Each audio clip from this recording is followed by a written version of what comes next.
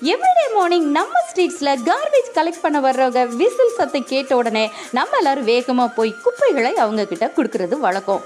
எனக்கு இந்த நபரை பிடிக்கல, ஸோ என் குப்பையை நான் கொடுக்க மாட்டேன், நானே வச்சுட்டேன்னா நாற்றமும் பாதிப்பும் நமக்கு தாங்க.